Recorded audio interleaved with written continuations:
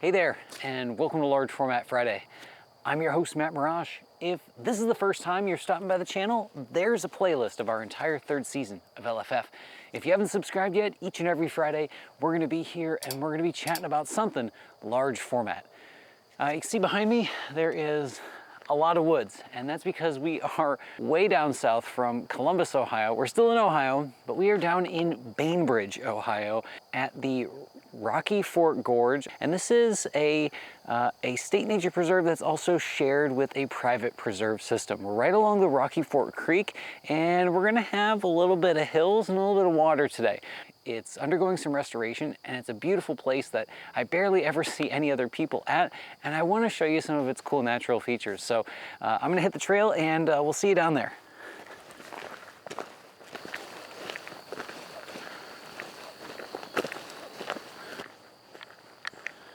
Oh, look at that sun coming up.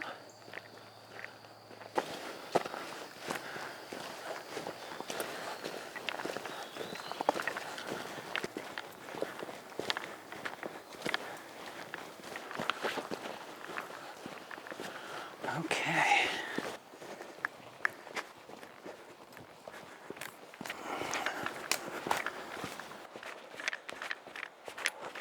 Ooh, I can hear the water.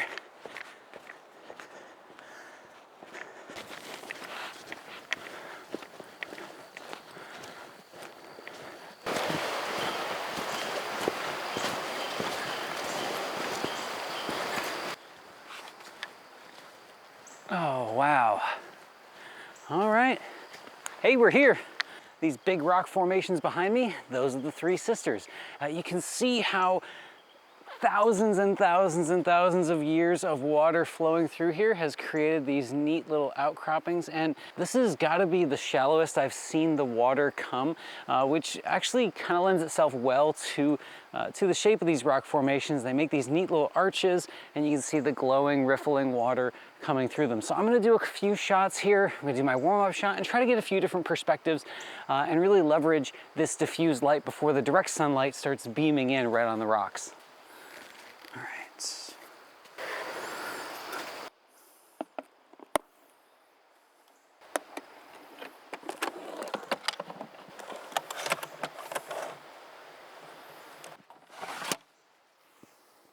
Okay.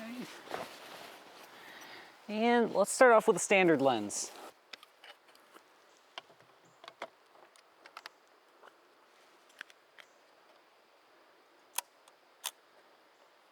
Let's take a look.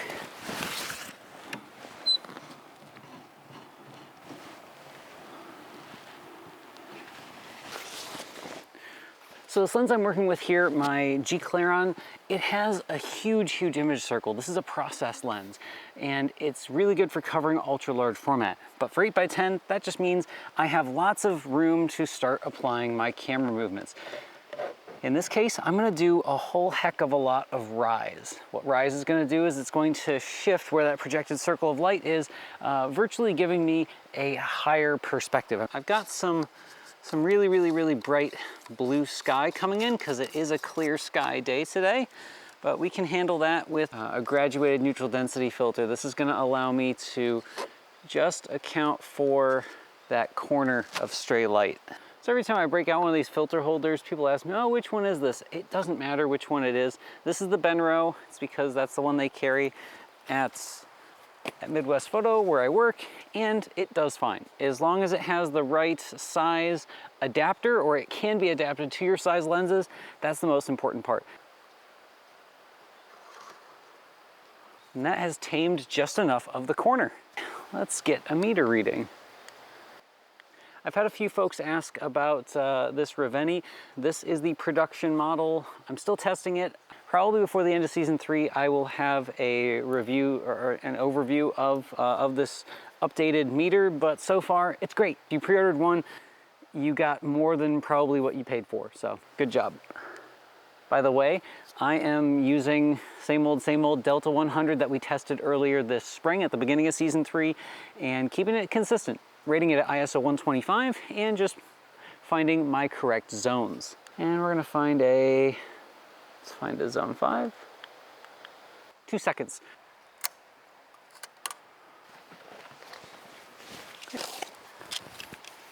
Okay. Make sure everything's locked down.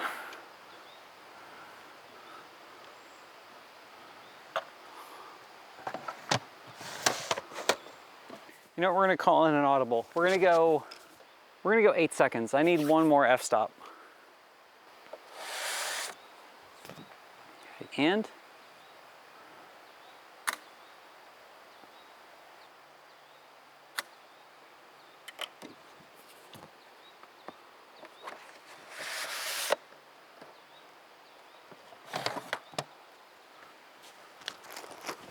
with our warm-up shot down, I'm gonna put on a slightly wider lens. I'm gonna try to inch a little bit closer to the water, see if I can get a wider perspective. So I've got about the edge of the rocks over here, through that tree. Oh, that light is starting to shimmer in. Love it. Do you ever find yourself waffling on a shot? Like saying, maybe I do this, do this. When that happens to me, I start a timer.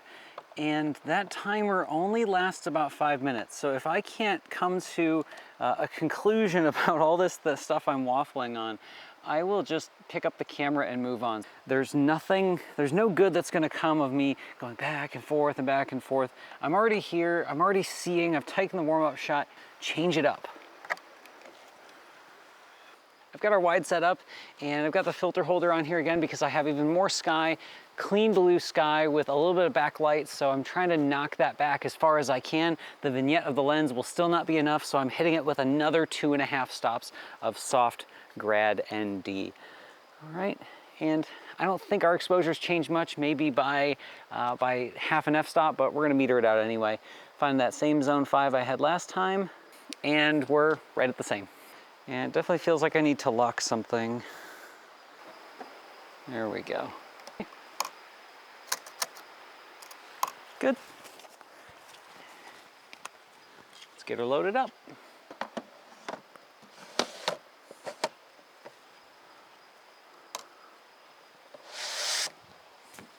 Ready, and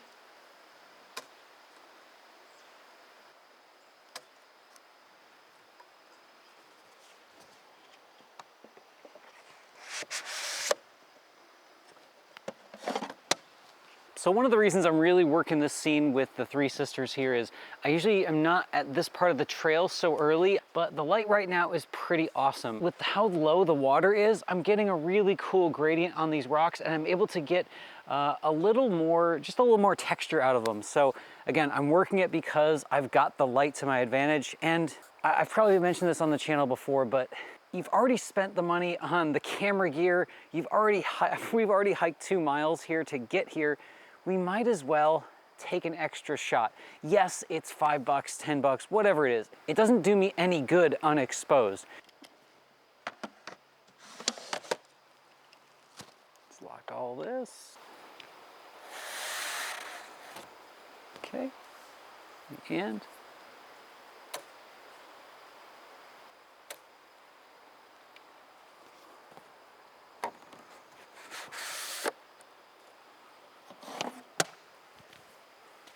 all right, we're gonna pack our film into this compartment. Since the camera back is able to fit a film holder, this bag of film holders is gonna fit perfectly in here. Take my water out. And now I can throw this on my back and then the camera over my shoulders so we can continue our hike. Let's go check out the rest of the trails.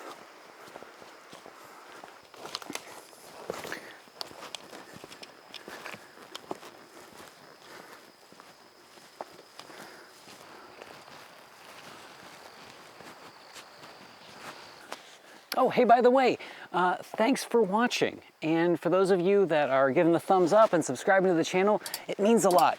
And an especially big thanks to you LFF sustaining members. Thank you for continuing to support the channel with your voluntary contributions, starting at $1 a month and going up from there. If you want to show support for the channel, you don't have to pay a dime, you just have to watch the video. Hit that thumbs up, subscribe, and share it with your friends. You don't have to be into large format to appreciate nature, the process of film photography, and just a slower way of doing things. So thank you so much for tuning in, and yeah, back to the show. So I've got my meter out. What I'm gonna find is my darkest shadow that I want detail on, which is this really nice branch, which is completely backlit. There's a little bit of bark missing on it, which should give me some texture, but I wanna get this on. It's probably gonna end up zone 2, zone 3, and we're at F32. All right, everything's locked down, shutter's closed. All right. Oh. The heron just flying overhead. You can hear him. All right, let's open this up. 2 seconds. Ready and.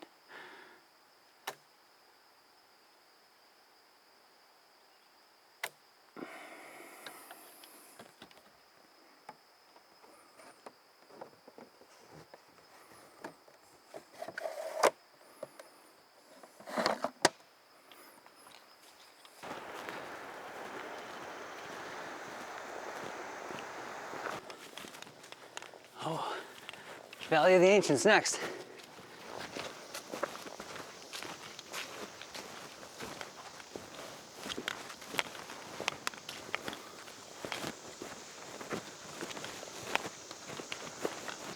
So all the way back in the mid-20th century, part of this preserve used to be referred to as the Seven Caves Park. And it was a great little private attraction that lasted for quite a few years, but fell into pretty heavy disrepair. And once it got picked up in a joint effort by the state of Ohio, as well as the Arc of Appalachia private preserve system, they're able to restore some of this trail to something that folks can still hike and appreciate. I believe there's over 3,000 acres here in this preserve system, so lots of trails to hike, starting at a half mile and all the way up to 3 miles for a few of the trails. It's definitely worth checking out if you're in the Southern Ohio region.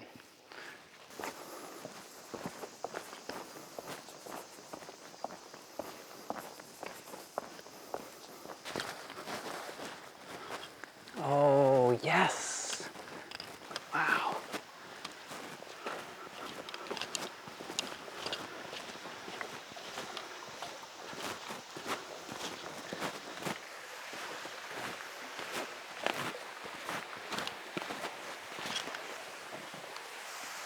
Oh, wow.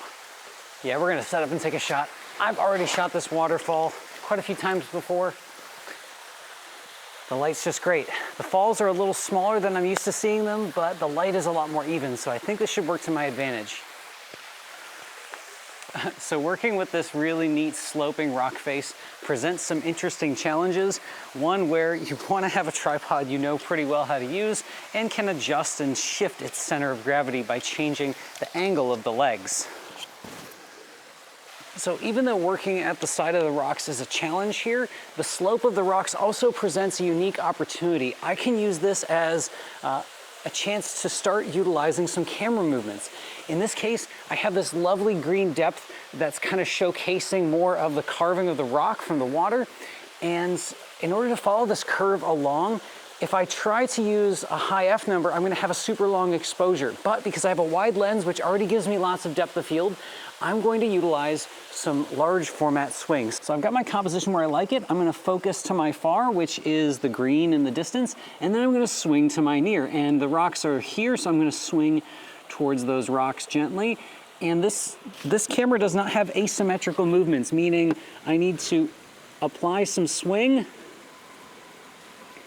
I'm gonna need to apply some swing and check focus. Apply swing, check focus. My focus is already pretty close. Just a tad more swing.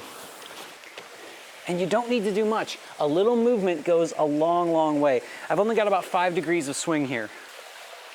Let's meter out the green in the back as well as the rocks here in the front. Okay, our meter said this was gonna be a long one. We're looking at 30 seconds.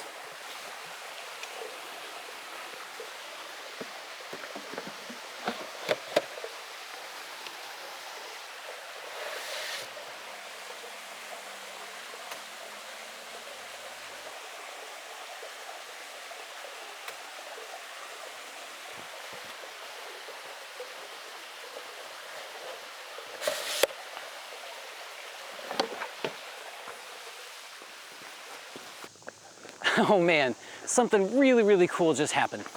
So right after I was done photographing the waterfall, I went back up the other side of the trail, and it immediately shot me back out to the road, and I was starting to get kind of sad because I had a few sheets of film left and I hadn't exposed it. So, what do I do?